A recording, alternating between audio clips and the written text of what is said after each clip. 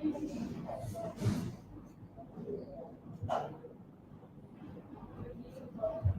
one is it, dude.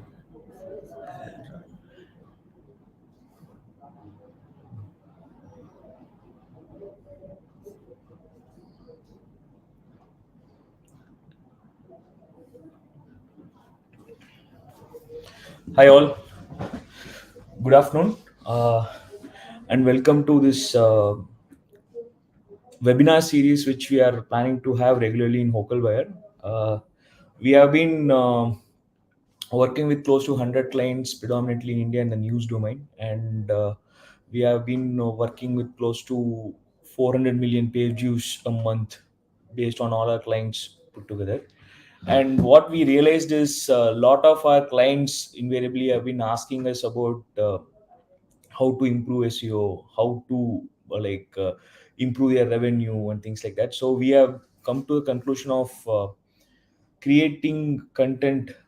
This will be more a freewheeling discussion on what is going to happen, and we have been trying to organize this kind of setup to ensure that our publishers and for the betterment of the publishing community, we can actually share some of the best practices, methods, processes which we employ at Hocalware and what has got success for a couple of our clients. So, with that intention, we have actually created the first discussion in this session, and which is with relating to revenue monetization.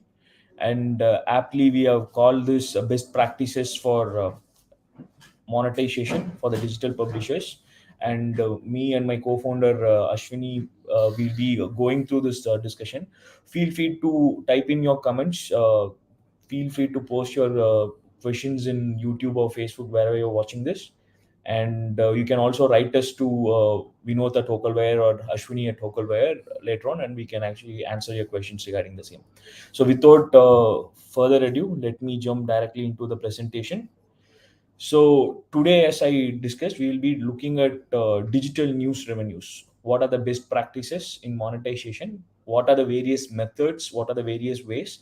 And as we go through the presentation, we will start telling. We will take one particular topic for today because this is a vast ocean which we'll have to cover, and we will give more pointers with respect to best practices in that particular topic which we have chosen. So, to start with, what are some of the quotes which we hear from our publishers? This is people like you whom we interact with on a regular basis, both people who are our clients as well as reaching out to the market for new clients, right? So, the common thread which we find is moving from a print to digital. What is the kind of revenue which we can get? How is this changing? What is the digital landscape? How is it different? How can we monetize better? Who has the control? Whether the individual journalist makes sense, or is it the system which makes sense? A couple of things are there. And off late, if you see, a lot of people have been talking about subscriptions as well. So these are a couple of quotes which we hear from our publishers. And yeah, it does. We are going through a tremendous shift in terms of how news is consumed in the daily world. And digital keeps changing every now and then. Every day is a new day where we are coming up with loads of new technology, loads of new ways in people consume your content. So this is actually a area where we had to take stock of the situation, understand what is best for today, and then move with valid assumptions for the next day, right? But the fundamental thing is there. Whatever we discuss today may not be to truth tomorrow. We'll have to constantly keep changing ourselves. But whatever we are showing today or whatever we're sharing today is, as of now, what is that which is the trending best practices as of now. So, to start with, we would want to share some of the numbers from reports across the globe, right? So, this is the latest Reuters report. If you haven't got a hold of this thing, it's a free resource out there. Please do go through what is written on this report to get a better hang of what's happening in terms of uh, the digital news industry itself. So, one thing which is relevant to today's topic is how subscriptions are working globally. Right? So, when we start talking about subscriptions, immediately we start talking about registrations as well. right? So these are some of the numbers. There's a chapter on India as well on this thing, but predominantly it's a global based report. And if you see, the developed countries are out there, they are the leaders in terms of rolling out subscription offers. So this the reason why we wanted to show you this is also, apart from the programmatic revenue which is out there, this is actually kind of setting up the thing for the next topic which we have in mind, which is subscription. But what we want to share with you today is that 17% of people across globally has been talking about having some kind of subscriptions, new subscriptions in the digital domain, right? But on the other hand, if you see, the registrations which happen in most of the clients are around 28%. We'll also touch upon this topic when we talk about CDPs and how first party data is going to be used. So registrations and subscriptions go hand in hand, and this is something which everyone should be worried about or plan accordingly, where the industry is going towards. Now, coming to the India specific thing, yeah, subscription is not something which is so big right now, but yeah, slowly we can see the trend happening in India as well. Lot of the publishers in India right now, the premium publisher, already started some parts of subscription, and there are experiments going on with even micro payments. So things are happening in the world, and we are typically a laggard market, but we are fast catching up out there, and then we are coming up with that particular thing. So with this kind of a background in terms of subscription, let us now start looking at what revenue is exactly. Just add to what Vinoth said, that the subscription buzz. So earlier the market of digital has been always page views driven, which is essentially the ad banner driven.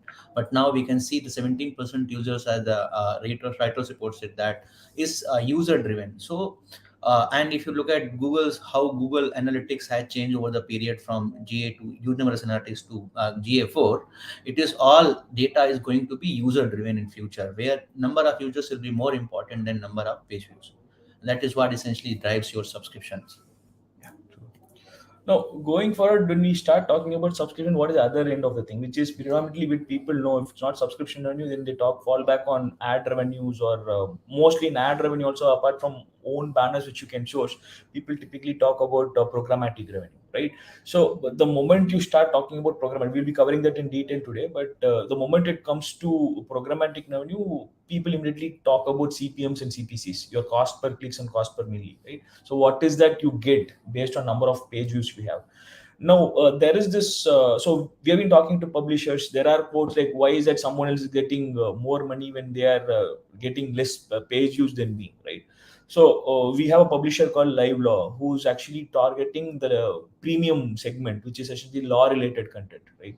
So definitely the CPMs in that kind of a category is much bigger than what you can get from a generic content, which is politics or Bollywood or these Same kind of applies content. for another publishers of are called medical dialogue, Yeah. which is essentially in health sector. A higher CPC rates for an ad in Google is for a disease related to cancer, and that rate CPC is around $1,000 for a click. So understand the segment where rates can be really high for the keyword you are targeting, because it all matters on who is looking at that content, what is the purchasing power of that. If I have to explain in nutshell, look at, say for example, look at, if we compare a very different comparison, but if you can compare Facebook with Instagram, the number of users on Instagram might be lesser, much lesser than the Facebook, but the purchases powers of the users on Instagram is much higher than the Facebook. So that's how even all industries, all your content segment works. Yeah. True. So, adding to that point, so this is across industry. So this is actually a snapshot which we got from Virgin. It's pretty much out there. Reports are publicly available. You can actually get an idea of what is the kind of CPCs, what is the kind of market crowd, or in terms of bidding rates from both your AdWords. Take an AdWords account, you will be able to get access to all this information, right? And typically there are people who create reports like this, and they share in terms of CPCs and CPMs. So what you have to target in terms of CPC must make sense for improving your programmatic revenue. Added to that, now again, Google is also smartly evolving into identifying who's actually giving the good content versus who's giving the bad content.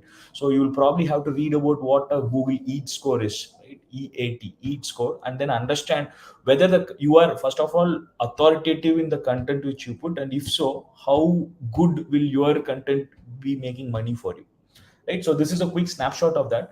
Now moving on, what we want to discuss is essentially, we see this entire revenue of a publishers, we to for the sake of clarity, right, we want to actually classify this into two separate segments.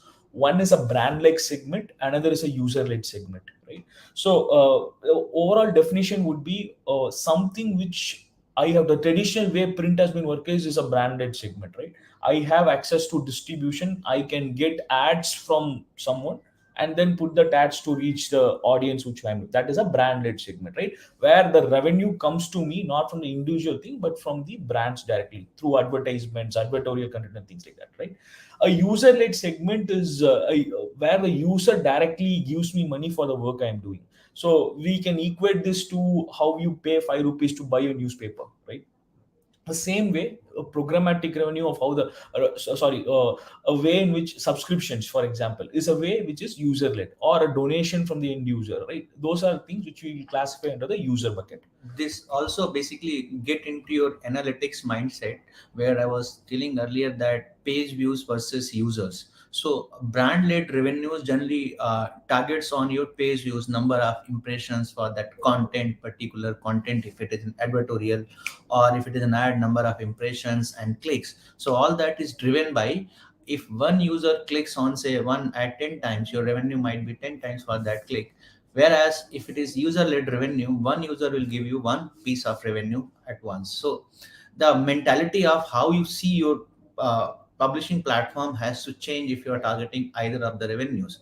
If it is brand led revenues, your focus should be more on having more page views, more impressions, more visibility for what brand is offering to you. But if you are targeting in user led revenue, the page views or other metrics probably will not be that important compared to the number of users or their engagement or the kind of time they're spending on your website. True. Yeah. And to add to that, I think we were having a discussion with like your stories, Shada Sharma and Better Yeah, India Better as well, right? India, So Anuradha. even they were also, even if you see a lot of these niche players, they have started shifting their focus from this programmatic or a user led or a brand led thing to a user led thing, where they want to serve for their community and the community pays them back in kind. So this is actually a shift which is happening in lot of the niche players mind, where you start appealing directly to the audience you have rather than going to a band for backup, Yeah. right? Actually, if you just to add on that, COVID has done a very big impact on this whole paradigm. Where earlier digital was all about having revenues from your brand, which literally means user is not your direct revenue source, and you are on the mercy of someone else, which is probably a brand who's giving you an ad. During COVID, as brands were not able to make a lot of revenue, they were not able to give a lot of banner ads. So if you look at during COVID time, right, the digital readership has amplified, like from probably 1.5 to 2x digital readership has grown that way. But the revenues on digital dropped by at least 3 to 4 times. Reason was that because your revenues were not driven by users, revenues on the digital were driven by the third party, which is brand. This is a three-way system where one guy offer the something to a user and someone else pays for it. And that is when this whole shift of not having just brand led revenues and having user led revenue as well is started happening, where people started looking at why not my direct consumer should pay for what I'm offering, which is true across all industries except content. Yeah. Yeah. So going forward, let us then well deep into what are the various ways in each of this bucket, right? So we have compiled a list of such use cases, right? And this is not an exhaustive list per se, but the idea of showing this list is essentially to nudge you in the right direction and then start talking about what are some things which are available across our publisher network itself, right? So I think we should read uh, them all of them once. yeah, Yeah. definitely. So let me start with the brand-led initiatives. The first one is essentially something which we'll be dwelling deep today. We'll be looking at this in a much more thing, which is programmatic and banner ads. We'll talk about this in a bit. That is where we want to talk about the best practices. The second thing which most of the publishers do know, but there not many have implemented in a very successful way, is affiliate marketing, right? again, e-commerce is picking up big in India, so this is something which you can actually look at as a very big way. We'll talk about something called d-commerce soon, but this is something which is actually reselling the existing e-commerce networks thing on your website, right? Then we talk about sponsor ads, which is essentially content sponsorship, similar to advertorial. And here we also talk about landing pages and things which are activities which a couple of our clients do actively do for clients, where they do brand activation campaigns, right? And then there are classifieds and listings, which is the standard thing which was there in the print world, the legacy thing which has been carried here. Even though there are OLXs of the world, still classifieds is something which is significant More from like a a PR couple of content. clients. Yeah. Yeah.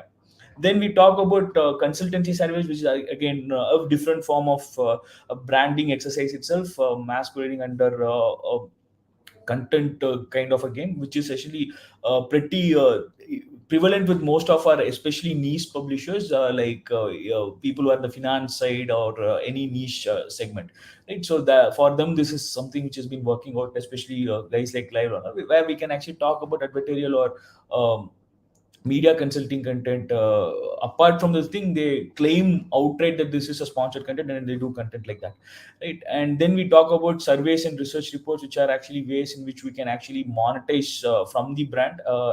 We are talking to a couple of our people who have been in the industry, who have used this as a tool for getting more content. And again, we would classify grants from an IPSMF or media related funds also into this thing, where it comes as donations from a larger entity or a brand level entity, right? And again, we have content syndications and institutional sales, which are essentially a B2B component of this thing. If you are not able to monetize your content, you can actually give it to someone else to monetize. Your aggregators would fall into this kind of a domain. Yeah. So just to, I just want to revisit this list again to give you certain examples of what kind of people can do, what kind of these branded revenues. So programmatic banner ads is everyone is doing, and we will be covering that in details on how to improve that and what are the best practices. But apart from that, there are other sources. What Vinod had mentioned, we should be understanding ourselves whether we are the right fit for those kind of revenue channels or not, and there are certain criteria or certain guidelines you can follow. So for example, affiliate is where you try to sell someone else's product onto your platform in a direct or indirect manner. So if you are able to segregate your audience, for example, if you're doing a platform which is talking a lot about your gadget reviews, right? And then you understand your audience is talking about, your audience visiting your platform is much more interested in gadgets. So you can do a lot of affiliate sales on your platform for the different gadgets. Similarly, if you are doing a content on, say, medical or health equipments, right, you can sell health related products onto your platform. So you need to be very sure on what kind of audience you're catering. If you're catering to say to a pure political content, then you need to look out that affiliate may not be a right fit for you, because you cannot segregate your user. A person who's reading a political content right now and tomorrow entertainment content, next day say some crime related content, is very difficult to identify the intent of the user. And that is the reason all these customer data platforms, CDP platforms, all comes in handy for this affiliate targeting. Similarly, for sponsor ads, I'm just giving some certain examples so that you can categorize yourself as a publisher and see what are different revenue sources you can target. So sponsor ads is essentially talking about all your private ads, basically the ad source outside the programmatic ads. So if you are having a very good audience presence in the region or the domain you are in, you can definitely go for sponsors ads. For example, a guy who's doing a lot of hyper local content can get a lot of hyper local advertisements. But guy who's Which writing, is again a very untapped segment. untapped segment, and Yeah. with a huge segment, it's a big segment in India, because all these hyper local advertisers has not come to digital because nobody is giving that targeted audience to them. So if you really have a good audience there, this works for very good for the guys like I can name some guys who talk about food blogging in a specific city, or guys like there's a platform called Little Black Book, or even Times of India started something called mini capsule kind of digital platforms, capsule papers in print and digital formats, where the whole idea was to go to that local audience and get sponsored ad from local advertisers, because In that's our own network, there are folks like Reva Ria said. yeah, there are folks like Yeah. who are actually targeting people in a specific geography who have established their brand's dominance there. And if you actually start looking at their traffic, with around 5 million traffic, there's still majority of the traffic is coming from the locality where they are targeting their We have content. one more very good publishers called NPG News who's targeting this is pretty decent Yes. manner, where we're talking about the local ads from their platform, as in from their geography. Similarly, advertorial is an area where you can tap in if you got a lot of good content writers who can really write kick-ass Engaging content, content, engaging yes. content, content where you can write something which probably nobody can write.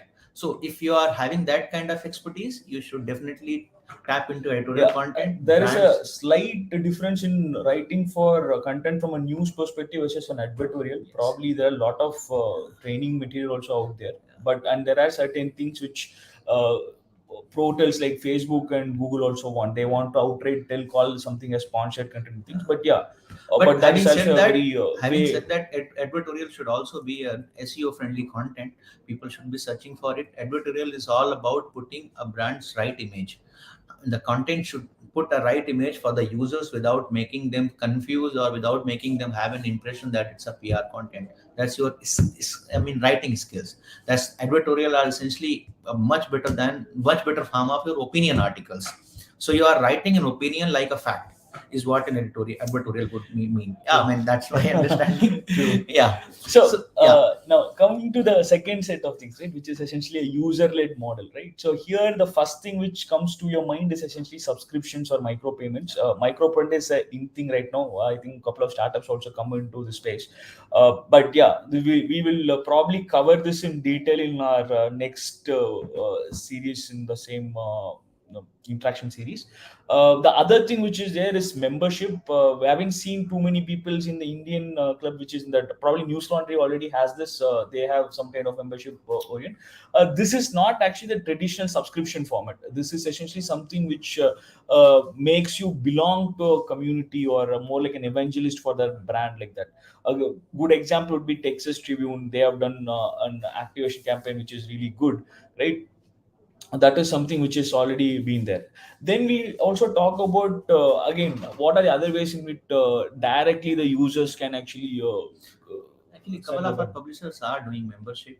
There is a platform called Boom who is Yeah, Boom is actually holding doing in good our membership membership platform. platform. And Yeah, I definitely. mean, yeah. So membership is, Legal Era has one of our publishers has a Yes. good No, membership platform my point was actually it is not something which is being explored a lot yeah, by a lot of people in the country. But because yeah, people a are lot of our confused. clients are also doing I this. think when I speak to publishers, they are a bit confused about membership. See, Mm. people take membership as a donation, which is Yes. not right. I mean, donations are different from membership. Membership is all about building your users community and offering them something which is for a community. So for example, if I take an example of Boom is a building a community of fact checkers or people who are interested in doing fact checks, right? So Boom allows them to come to a single platform of like-minded people, share their ideas. Boom give them newsletters and other materials, which is not, and they don't expect donations from them. So don't, money is always good, but membership is all about building community and giving something to community, or taking something from community and giving to the your audience. That is whole idea of membership, Yeah. and you should be targeting that in a future, because how this whole digital is grooming to is a community driven True. community driven era, where small communities will matter, like be it like Facebook groups or be it like Instagram communities. Everywhere digital is going to end up in, at least it will have an important community driven system. True. Yeah. Then we talk about the same breath, events and workshops, which are essentially vestigial entities of the same thing, probably benefits of what a member would essentially get into. Yeah. And then we are something called d-commerce. The direct commerce is something which we keep talking about. We have a spin to it. Our understanding is, for example, guys like Better India, right?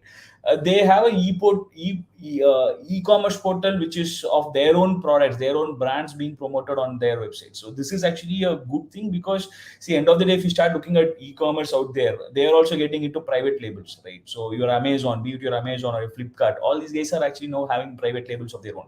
So this is a something which is a parallel to that. When you are actually a person who's actually monetizing a community, why give the power to someone else when you can monetize it yourself? So that is the thought process between this direct commerce. That is something which is there. And then there are lots of crowdfunding platforms. I think again, News 20 is a good example of how you get funded for a particular article, doing a particular program and things like that, right? That's there. Then you talk about value added services which actually given to a user, like simple things, like for example, one we were just discussing about a case study couple of days, like for example Wordle. It is actually been something which has been created by, bought over by New York Times, and they have given it for out there for the benefit of the communities out there, right? So value added service can be games, some kind of trackers and things like that, which you can build on top of your offerings, right? But again, this should be in line with the kind of content which you are doing. And then obviously you can talk about content Yeah, aggregation space. one very good example of value-added services is that if I am building, say, health segment, health label content, and if I can bring all some of doctors to do a consultancy to, for say, for any kind of webinars, or even like what we are doing right now is a value-added services to our True, people, yeah. right? Yes, So we can see yes, ourselves as a publisher for the news community, and then looking at value added services where you can give some kind of tracker mechanisms. And we are even having thoughts of how to actually start looking at scraping regular information and pushing it to our publisher. These are things which you can actually look at, right? And then we talk about archive sales, which has actually been something which has been picking up in a lot of our clients. We have Assam Tribune out there. A lot of people who are into the e-paper side of things are already getting into selling their archival content. So that is also something which is there. And obviously, this is the certification and courses are something which couple of our publishers are trying to try out, but we haven't done it yet. But yeah, that's also something which a lot of people are out there trying to ride on the edutech wave, and then trying to get some thing out there. it will work for the people who have a very good targeted community of Yes, intellectuals true. where they can connect So, to. with this in mind, the focus of today's presentation. So, this is actually something which we wanted to show to everyone as in terms of By the way, you process. guys can write your questions, comments in respective platform you are watching in, and we will take them after the presentation ends. So, the next thing is what is it we are trying to do? I think we have blocked out in Yeah. a wrong color. But yeah, so we are going to talk about programmatic revenue in much more detail. So, to start with, again, best practices in programmatic revenue. This is what we are going to start. Today's focus is going to be this, right? And essentially, what are the topics which are going to touch in this, right? So to start with, to define what are the various inventory types, I think this is actually something which we came to know when we started talking to a couple of our clients itself. What is that which is good? Should I run a particular expansion ad or not? Should I have a roadblocker or not? So there are multiple ad formats out there which not many are aware of, right? So this is basically an introductory thing to show that these are the kinds of things which are there. What are the types of inventory which you can create on your website, right? Yeah, the Yeah. tradition way has been people in the media industries has been running by the banner ads, because it comes from that print, and print can only do banners, which is like images or those rectangle size, and the ad rates were also pretty much defined earlier in the print, in the terms of size, whether it's an 2x2 ads or 3 inches to 3 inches ad, or inches or centimeter rates, right? But in digital that changed completely, but the thought process or the understanding of people on the inventory type still has not come that long way. So once we started interacting with a lot of publishers, we realized So there are a lot of things. Yeah. true. And to add to that, what changed here is essentially, see, this is a low hanging fruit, banners, right? But what can actually change in the online world is you can actually create an experience. An HTML based ad can be injected using Ad Manager. Now that gives you the power to essentially give lot of formats. You can start talking about carousels. These are something which we have implemented for our publishers also. carousel based ads. You can have the same space reused in a different way. Expansion ads, right? All these kind of things is what we want to tell you first. Then obviously the standard formats. What is the difference between natives, displays, and video? What are the difference between the three? Something which we can do. Then we want to actually also talk here about the networks out there, right? So probably AdSense is something which everyone knows. And then what are the other things which are out there? Like for example, Columbia Ad Network, MGAD, AdX, all these guys. There are a lot of other Native networks that ads. are out there. We have almost experimented with 10 to 15 networks in our side itself, right? uh, which is something which we have already done, and we can actually kind of talk about couple of these networks which will be useful for you guys as well, right? There are certain things which you'll have to stay away from. There are certain things which our publishers have reached out to and told stay away from. So those kind of things is something which we can talk about, right? And then obviously, what is an ad serving platform? Many people mistake between ad manager and adx, right? So they are two different things. What is the difference of between the two, right? Ad manager can use ad access as background, but ad manager is essentially a serving platform. There are a Magnate would be something which is on the same lines of ad manager. OpenX has its own implementation of how an ad manager would work, right? So there are certain things which we'll want to clarify for the people who want to have information on that.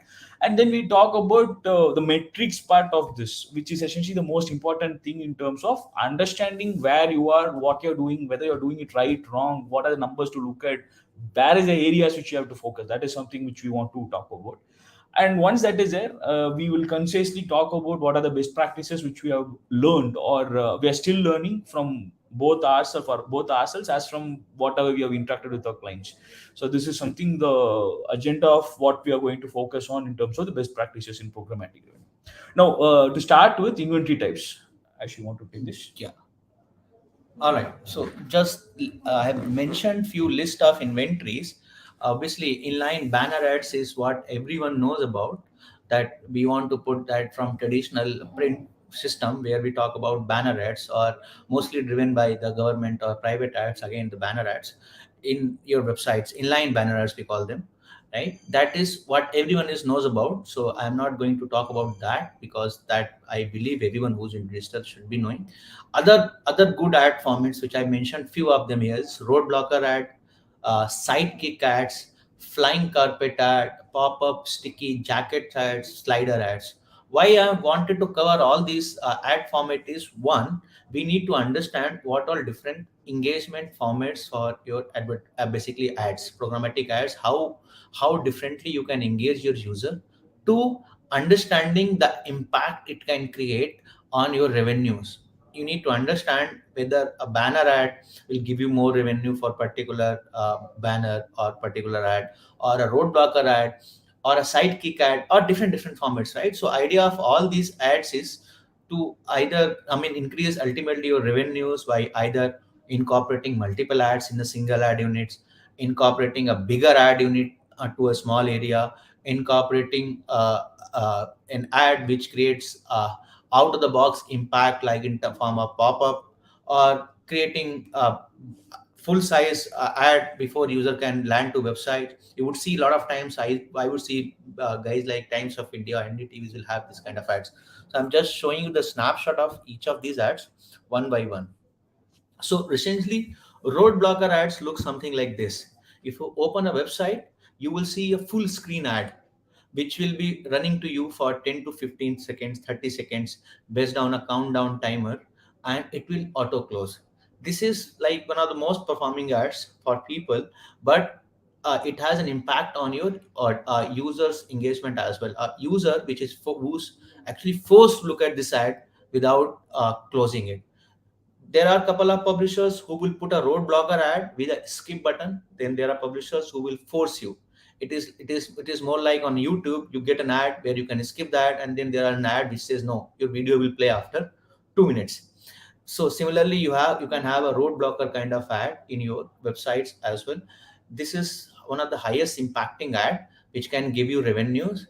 I highly not recommend this for programmatic ads. I would recommend this for your private ads, where you can really mint money from your brand kind of ads for this kind of things. Yeah, so one use case is we are looking at one of our portals coming in Tupaki, who actually gets a lot of ads from the market for uh, new movie releases in this thing, where impression based count is high, and they definitely want some kind of engagement from the client, right? So for that, where you have to ensure that there's a huge engagement impression as well as definite click through for that, this is a very well recommended ad unit for that. Yeah, and this ad units basically have an 100% fill rate, Yes. because it will come every time you open a website, and people actually can target these roadblocker ad based on segments also. That applies actually to every kind of ad. For example, if you're running a website which has some entertainment segment and not the entire website is entertainment, so you would probably want to have a roadblocker ad only on the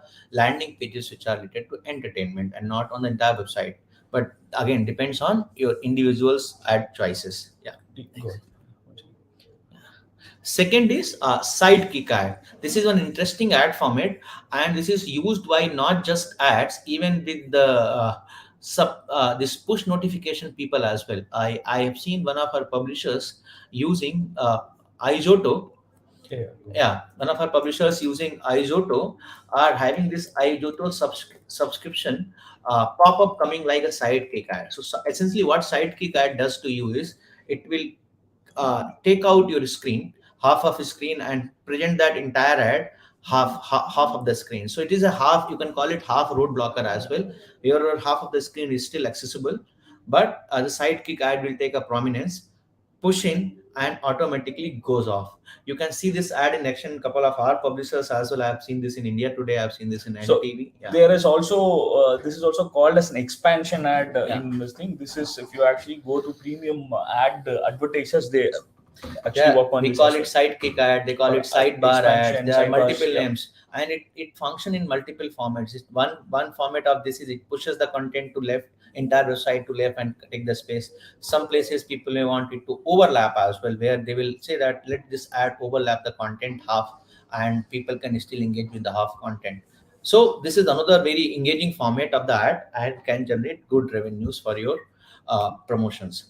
Third is called flying carpet ad. This was initially introduced by Google AMP, but then people have created this format to non-AMP places as well. And idea of this ad inventory is to serve a bigger vertical ad on a small space. So as an user or as a publishers, for me the space is very important in the terms of width and height. So I cannot have an ad inventory which is say 300 by 600 covering the entire screen. So when as an user I go to website and see the entire screen covered by ad, I will not like that content or website. So this was a format where as an user, when I scroll, there's a certain piece visible, and that rolls over the ad content. So when you scroll, you get to see all the ad, more like a parallax effect, where you get to see the ad. So actual ad inventory takes that standard medium rectangle size, which is 300 250, but you can render 300 600 or other bigger vertical ad formats here. Very effective for this flying carpet is very effective for your flying that big vertical ad, they call it flying scrapers or things like that. Skyscraper ads, Skyscraper and, ad, or you can skyscraper ads, put and that. 300 into 600. Yeah, Anything 300, about that? 600, Yeah, yeah. this is a which way of, and it Yeah. also looks good on mobile. Yeah. When the person is reading, there is some of your The content experience, already out yeah, there, the and this looks good on mobile. experience is very good. Yeah. Other is we call it people will be aware with this called sticky ads or pop-up ads. In this screenshot I'm showing both the ads. This is from one of our publishers called Malay Malar. So you can have sticky ads. These are again pretty much road blocker ads, but they are not blocking the entire user experience. They are showing you what is there on website, ability to close you that ad. There are sticky ads and pop-up ads. So pop-up ads generally will appear for certain period of time and auto disappear. Sticky ad suddenly stays on your screen, and sticky ad is the highest performing ad unit which is used by across the publishers, because stick to your screen, it has 100% visibility, and it is very close to your thumb. So when as you are having mobile users, you need to have all the things. When I'm holding a mobile, things which are very close to my phone, are basically the sticky bottom sticky ad units. So this is one of the highest, but not, I would say, the highest performing ad units across in the market right now. And to add a note onto this, there are a lot of vendors out there who give you JS based ads, and they can easily place a sticky ad on top in your this thing based on the position of the screen, right? But you should be very careful. This is the most performing ad unit in your website, and how much you kind of deal you have for a sticky ad unit with your vendor. Yeah. That is very important for you. The expectation Yes. from this ad unit is to earn at least 3 to 4 times of compared to your regular banner ads coming in between content or Yes. after content. At If least you are not getting twice to that kind thrice, of yes. revenue from this ad unit from an advertisers, reach out to your advertiser and ask them why that is not happening. Yes. So this is one. Then we talk about A slider slider ads. ad. So essentially, slider is ads. Idea of slider ad is when I have multiple inventories and less number of spaces. So I'm having say 5 inventories to be placed at one position only. I cannot have one inventory one after other in linear format. So I can create a slider ad. uh, this can be done either in the your HTML code itself, ad code itself, where you can create a slider and run through multiple inventories. If you look at AdSense or if you look at other AdX platforms, they have this functionality inbuilt in the ads where one ad will load and it will auto refresh after 5 seconds. Rather than being in slider, they use a fade in fade out mechanism, but we can also build a slider mechanism where we can just keep sliding between the ads and put multiple inventories. So idea of slider has to accommodate multiple ads with less number of inventories. Again, this works very good for your own personal. Like if you have got 3 or 4 ads from different clients, you can actually get impressions on all and then put them all into the same slider when you're optimizing on your space. So that is actually something which you can give. But not that you're not cheating on the brand or anything. It is more about that we are getting visibility, trying to split that particular thing to multiple brands out there. Right? So now that we have looked at some of this thing, again, this is not an exhaustive list of all the ads. We These are talked something about mostly the one of the most popular ad units which are used and which have created some kind of a difference for a Difference couple of for our people. publishers. So that's why we share this with you. Now let me move quickly into this thing. See, there are thousands of metrics which are out there, right? We can keep talking about doing a PhD in the kind of metrics which you are talking about. So, but as an overall, as a business owner, right, there are 3 or 4 metrics which you need to know, and we need to stay on top of this thing to have a gauge of how your programmatic ad is this thing. And that's why we are sticking to this 4, because we don't want to bombard you with so many things out there so that you will be lost, right? So the first thing which most people don't give too much of importance to is something called an active view viewable. This will be a small number which will be always visible in your AdSense report to the right hand corner, which is by default shown to you, right? Which is basically which tells that out of the ads you're showing to people, how many times that ad was staying on the scene and your user interacted with it or is visible to your user. So like if you are having say 100 ads, but only 10 of these ads are actually visible to the user, right? You can load as many ads as you in your website, right? But only 10% of the thing, your active viewer is 10% only. This is actually the very important metrics which publishers do not understand and to miss out for. So I see a lot of publishers coming to me and telling me that why don't you place 10 ads or 20 ads on my website and let them load and I will get revenues. You don't get revenue for placing ads. You get revenue for either one when user view that ad or click on the ad. So either CPM revenues or CPC revenues, right? So to get that revenue out of an ad, user has to reach to that ad. So if I'm putting say an ad after an article and only 30% users are reaching end of your article, that means your ad unit will have a 30% viewability, which is not the correct average metrics. And generally if I talk about that, average metrics of people reaching to end of your article is more than 50%. More than 50% of the readers on an average reach to end of your article, and then probably 10% to the next article, and then that further drill down. But active viewable number is very important metrics for everyone. AdSense is very serious about, or even all advertisers are very serious about this number, because the advertisers who are advertising on these platforms generally have an options to put a criteria in their ads that don't put my ads on the publishers who are having active viewable less than X%. So you may miss out on a lot of good ad with having good ad rates if you are putting ads which does not have much good active viewability. Yes. Yeah. The second thing which is of importance, which not many people bother about, is the fill rate of ads. So this actually translates into a very visible issue, because when you start showing an ad unit and it doesn't load the ad, it shows up as blank space. Many of our clients come to. Typically, we see in this people who just started or trying to establish a brand score and this thing. You see this fill rate issues. This is also visible in your reports. Please go into your AdSense or your ad manager and see about what is the fill rate of the ad units which you are getting. This is something which you need to keep on track of. Yeah. That entirely depends on the kind of content you are doing and the kind of advertisers who are interested in your readers who are coming to read your content. If your content is too generic in nature, your fill rate will be lesser. But if your content is very much targeted to the users, you will have a much better fill rate, because advertisers are looking for the audiences which are defined to a segment and not for generic audience, because their costs are coming based on CPC and CPM, so they want to reach out to the relevant audience.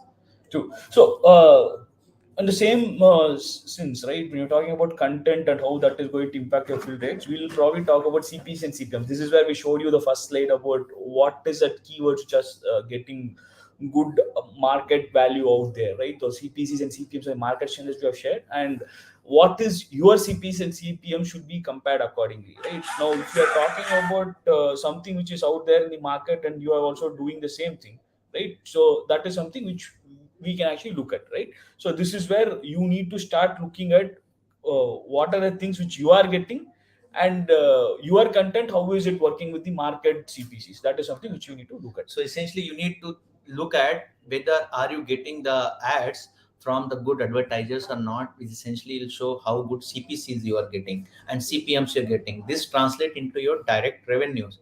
If you are having good CPCs, that means good advertisers are interested in your audience. But at the same time, another metric you should look out for a CTR, right? Because it may so happen that you are having good CPC rates, that my click rate is say 100 rupees, but hardly one guy is out of 1 lakh is clicking on that ad. CTR is also a very important metric, because the ultimate revenue will get will be a combination of CPC and CTR. So you need to, CTR is basically click through rate and CPC is cost per click, right? So to get a better revenue, you need to have multiple clicks on your ads, which will define your CTR. And then the ads you are showing, we should be high value ads. Again, it again boil down to, if you want to have a good CTR and good CPC, you need to have good audiences who are having good purchasing power. If your audience is having good purchasing power, then only your CPCs will be high. If your ad is engaging, then you will have a high CTR. And that is the reason, if you compare CTR of a native ad versus a banner ad, the native ad CTR is always higher than the banner ad, but the CPCs of banner ads are pretty much higher than the native ads, because of, yeah, go on. So these are the main four metrics which you need to definitely know, and you need to keep looking at this every now and then. This is the four metrics you talk about. Next, let us finally go into the place our learning so far, and then what is that we want to communicate to you today, right? We pretty much So covered all of this, yeah. but yeah, let's reiterate. So reiterating this in terms of what is the main things you need to look for. So as we started during the presentation itself, the first point is essentially what is the right ad format for your website and content, right? Whether you need to work with the display ad, or you had an expansion ad, or where you have to where you have to place is the second thing. The first thing is what kind of format works for you. If you are having too many content, I mean, ads directly from the market, can you use a carousel, can you use a roadblock? Those is the kind of formats you need to choose from. So again, it will come from experimentation. Try it out and then have a metric as a four metrics which we talked about, and then from that we can actually look at which will work for you. Right? Look at the ROI for Yeah. the format you are putting the ad to, because there is a limited inventories you have in the website. So for the limited inventory, limited spaces, you need to look at the right format at the right placement. True. Yeah. Next thing which boils down to is the right placements, which is what we talked about in terms of Different ad inventory types. ad inventory types. We talked about like enabling multiple, like for example a sticky ad, should we give it to someone outside or inside, how can I monetize this? Those are things which we have to talk about, right? Again, experiment. And we also we want to actually touch upon auto ads also. AdSense has introduced this auto ads feature, right? Most of our clients have actually told to stay away from auto ad because it changes the ad layout. There is So some. there are three formats in auto ads. Hmm. One is called vignette ads, and then there's called anchor ads, and then they're called inline auto ads, right? In-page auto ads. So we generally don't recommend in-page auto ads because in-page auto ads injected by AdSense automatically inline in your website. So it may break your layout because AdSense may not understand all your website layout right away, because there could be certain layout elements which are rendered using Ajax later on. So we recommend our publishers to not to use in-page auto ads. Using vignette ad, which format which we did not cover, and using anchor ads is something you can still use. I'll just explain those two ads formats quickly. Anchor ad is essentially more like a sticky ad.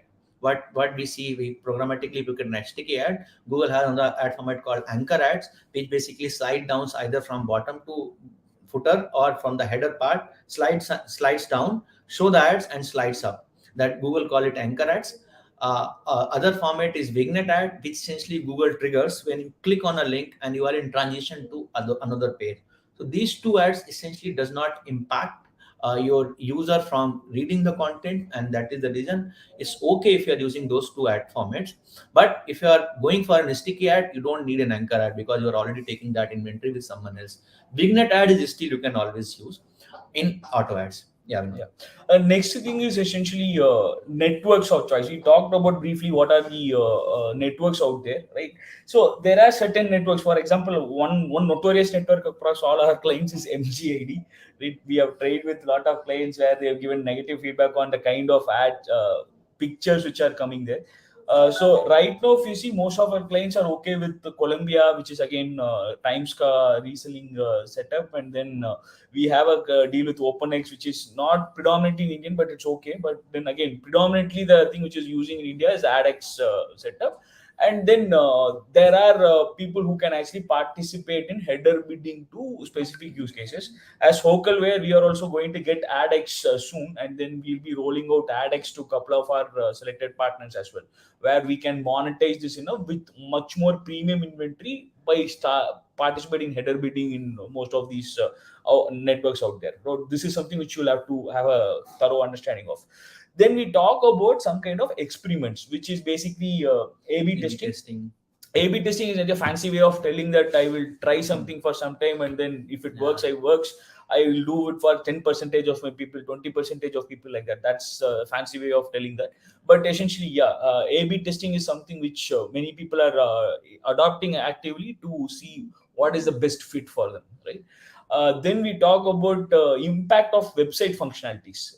Do you want to have an infinite scroll? Whether having a JS based ingestion, which is basically rendering in something using a JavaScript, will that impact your ad revenue? Those are things which you need to have an intuitive understanding of. So these are something which we discuss with our clients. We even sometimes recommend don't go for certain things like this if it is impacting your regular scroll of traffic itself. See, if you are having a CPC and CPM of 100, but your traffic has plunged by 30-40%, there's no point in that, right? I'll give one more classic example of this ads and its impact. The ad vendor. There are a lot of ad vendors which says put my script into your header synchronously. So we need to understand how this whole website functionality works. Whenever the website renders, all the scripts which are already included in the website has to render. Now assume that for a reason that ad server is down at some point of time and not able to serve the ad. Just because of that ad script you put into your header in synchronous manner, your whole website can go for a toss and not load at all, because that ad script will be blocked and it will block your entire website rendering until that gets timeout, and the timeout happens in say 15-20 seconds. So essentially for certain users your website is not loading for 20-25 seconds and impacting all other aspect of it. So we have to be very careful about which vendor functionality of that ad. Yeah. So this actually translates into the next point which you have written here, which is essentially be mindful of your traffic, right? What are your sources? how is your source changing? Is it predominantly a social media driven or a search driven or a direct traffic? This is something which we need to very carefully keep looking at. Then we start talking about, this is something which is prevalent with a lot of our clients also, which is content violations and impact of ads. In our system itself, we have a feature where you can disable ads for certain type of content that is written into the system itself, but most people don't use it. And then they start publishing kind of content which is not in line with what a Google publishing policy is. Content which is talking about some murder, it may be a newsworthy content in that area, but still it is not something which Google wants. So you should be avoiding these kind of contents, content related to adult related topics, content related to crime, content related to death or anything like that, right? Which Google actively identifies and stops restricting not only that content but your entire website. It penalizes you entirely. In fact, it's not just related to ads. That kind of content, or at least the imaginary or graphic, should be avoided. I have seen a couple of our publishers complaining that their Facebook pages has been blocked because of the same reason. So be very careful on the content, or the presentation of the content. It may not be the content itself; it may be the presentation which is wrong. So content violation and impacts on the ads is humongous. You can see that if you're using AdSense, you can see in your AdSense notifications, will keep sending the violation reports as well. Yeah. Then we talk about tech related basics which we need to know, which is like, what is impact of your ads to a text? What happens if you don't have that, right? What if your entry messes up there, right? How do you load your ads? Is lazy loading being followed? Are we like, as Ashwani was explaining, are you putting it as a synchronous code or an asynchronous code? How is it impacting your website basic, right? These are some date, like predominantly these things. JS optimization, how reliable is your server? How reliable is your vendor server in terms of sending these ads? So these are things which we need to be aware of. The business, as a business owner of your thing, as a revenue concerned person, you should be aware of some basics in this aspect, right? Then we need to talk about platform dependent updates, like you, for no reason of yours, your traffic may go down. For no reason of yours, your ad revenue may go down. So it is consistently you have to keep looking at what's happening. We can share a list of people to follow also. We ourselves follow all these folks. Like there are some SEO experts like John Mueller you have to follow. There are certain updates from Facebook which you need to keep track of, right? So these are things which we need to keep track of. Otherwise, see, it's not that we have not faulted ourselves. For a couple of times our own app has got a violation and got blocked once, right? So not because what we do, but some one of our client has created something, and that would have a repercussion on us, right? Or we go and we haven't updated a particular policy, weren't able to update it in time. So those kind of things are also there. But essentially that is something which you need to consistently follow up and be on the lookout for, right? And last but not the least, have regular interactions with all your service providers, ad vendors. Report should be of paramount importance. Have, again, you don't have to do a PhD in this, but at least those 4 5 points which you have, you need to be very clear about this thing, and have a report from your vendor saying that these are the things which has happened, which we have done new or we have changed something, right? So that is something which you need to stay on top of, right? So pretty much this is what we are covering in this session, and I think we have already almost reached the limit. Yeah, we And have few yeah, comments and a question. yeah. So yeah, hi, thanks Meghna for nice comments.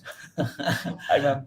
All right, so Uh, we have one question where we have been asked what is the difference between native ads and non-native ads. So yeah, understand. So native ads is more like not a direct ad. So I'll give one classic example of traditional ads versus current ads.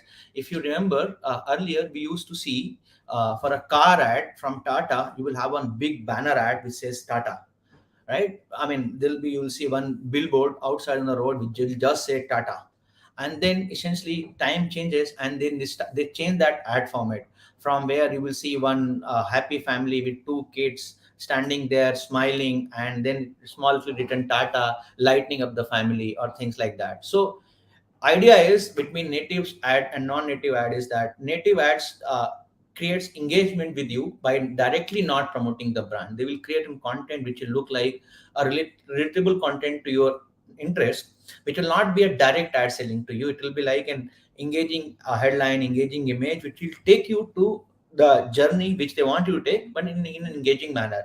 Whereas a banner ad would essentially would mean a direct ad talking to you, buy this 50% discount on Flipkart today, right? That's a banner ad. But So yeah, essentially, native ads masquerade in your website as a content link. Typical guys, examples use your Tabola and Colombia, right? They prefer native ad units. It looks like you're reading the content from the same website. For the uninformed, it looks like this is a content which is out there, right? You read it as normal content, you consume it as a normal article, but essentially it is an ad. yeah. Yeah. There's one more question, what is a jacket ad? So essentially, jacket ad or tower ads are where very much a desktop specific and very specific to your website layout. So if you are building a website for desktop only, you would have seen sticky ads hanging left and right of your layout. So it depends on a lot of your layout, not in very much fashion for everyone. If the people are preferring more of an full bit layout for their content, but the layout is not full bit content, then basically jacket ads you can use to make sure that it is for desktop users only. And write your questions to our users. So you just put a mail ID, so you can either write to us in our mail ID, just you can get this mail ID. Yes. So yes, mail over there, or you can share with the. So this is the mail. So you can write to us on our mail, or you can I will say all the features which we just talked about, all the things we talked about. By the way, you notice that exactly on time. Folks, thank you very much.